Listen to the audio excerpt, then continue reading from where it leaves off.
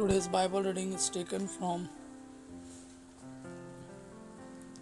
Book of Hosea, chapter 11, verses 1, verses 3, 4, and verses 8 and 9. Today's second reading, St. Paul's letter to Ephesians, chapter 3, verses 8 to 12, 14 to 19. And today's Gospel according to John, chapter 19, verses 31 to 37. Book of Hosea, chapter 11, verses 1, verses 3, 4, and 8 and 9. The Lord says, When Israel was a child, I loved him and called him out of Egypt as my son. Yet I was the one who taught Israel to walk. I took my people up in my arms, but they did not acknowledge that I took care of them. I drew them to me with affection and love. I picked them up and held them to my cheek. I bent down to them and fed them.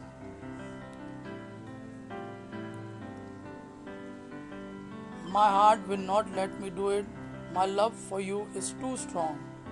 I will not punish you in my anger. I will not destroy Israel again. For I am God and not man. I, the Holy One, am with you. I will not come to you in anger. Today's second reading, St. Paul's letter to Ephesians, chapter 3, verses 8 to 12, 14 to 19.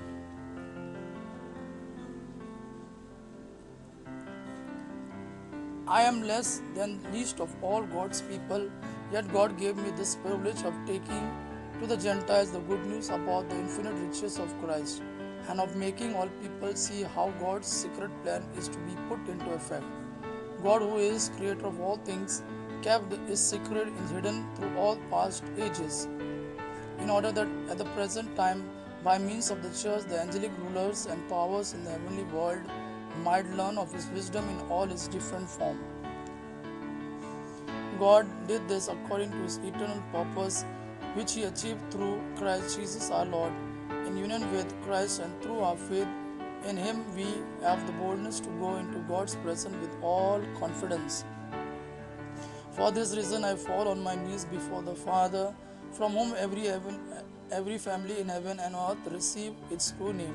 I ask God from the wealth of his glory to give you power through his Spirit to be strong in your inner selves. And I pray that Christ will make his home in your hearts through faith. I pray that you may have your roots and foundation in love, so that you together with all God's people may have the power to understand how broad and long, how deep and high is Christ's love. Yet may you come to know his love, although it can never be fully known, and so be completely filled with very nature of God. Today's Gospel according to John, chapter 19, verses 31 to 37. Then the Jewish authority asked Pilate to allow them to break the legs of the man who had been crucified and to take the bodies down from the crosses. They requested this because it was Friday and they did not want the bodies to stay on the crosses on the Sabbath, since the coming Sabbath was especially holy. So the soldiers went and broke the legs of the first man and then of the other man who had been crucified with Jesus. But when they came to Jesus, they saw that he was already dead, so they did not break his legs. One of the soldiers, however, plunged his spear into Jesus' side, and at once blood and water poured out. The one who saw this happen has spoken of it, so that you may also believe.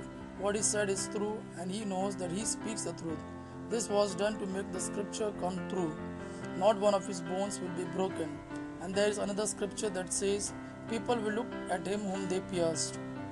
Gospel of our Lord Jesus Christ. Praise the Lord Jesus Christ. May God our Father and his Son Jesus fill you with his mercy, peace and love. Amen.